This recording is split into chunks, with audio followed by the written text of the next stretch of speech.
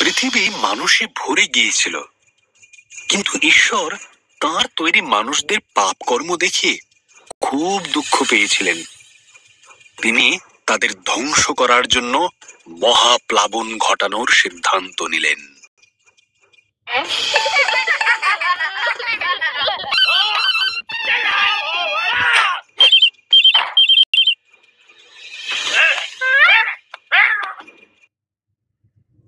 সেই সময়ে নোহ নামে এক লোক ছিলেন, যিনি বাকি লোকেদের মতো ছিলেন না। নোহ ঈশ্বরকে ভালোবাসতেন এবং তাঁর বাধ্য ছিলেন। ঈশ্বর নোহ ও তার পরিবারকে মহাপ্লাবন থেকে বাঁচিয়ে রাখার কথা ভাবলেন।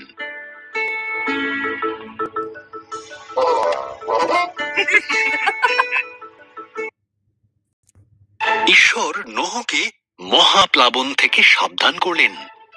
তিনি নোহকে একটি বিশাল বড় জাহাজ তৈরি করতে বললেন, যার নিচু ছাদ থাকবে, 3টি তলা, 1টি জানালা ও 1টি দরজা থাকবে। নোহ ঈশ্বরের কথা মতন জাহাজটি তৈরি করলেন।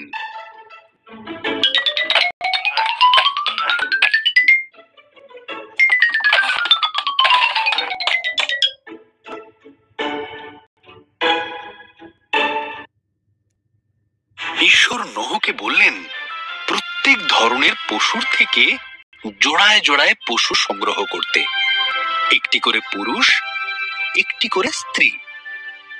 এরপর নোহ ও তার পরিবার বাকি পশুদের নিয়ে জাহাজে উঠে পড়লেন। ঈশ্বর জাহাজের দরজা বন্ধ করে দিলেন।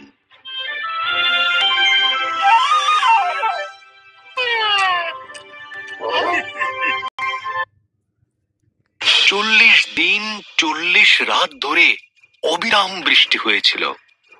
আকাশ থেকে বৃষ্টি পড়ছিল আর সমুদ্র হ্রদে জল বেড়ে উঠেছিল। এর ফলে পৃথিবীর উচ্চতম পর্বতগুলিও মহাপ্লাবনে ডুবে গিয়েছিল।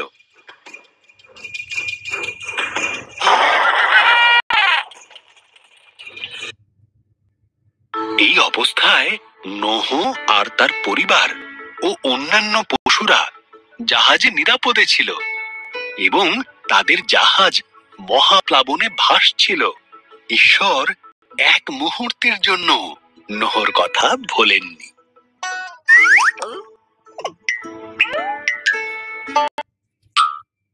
ঈশ্বর বাতাস পাঠালেন, জলের স্তর নেমে গেল, জাহাজটি আরারত পর্বতে থেমে গেল।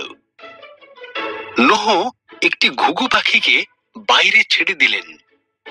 যখন পাখিটি আর ফিরল না, তখন তিনি বুঝতে পারলেন পাখিটি এখন নিরাপদে আছে।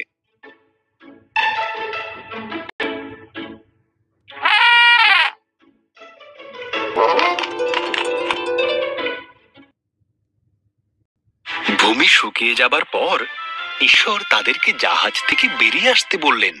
তিনি আকাশে প্রতিজ্ঞা স্বরূপ একটি মেঘধনু বানালেন, এই কারণে যে তিনি আর কখনো পৃথিবীতে মহাপ্লাবন আনবেন না।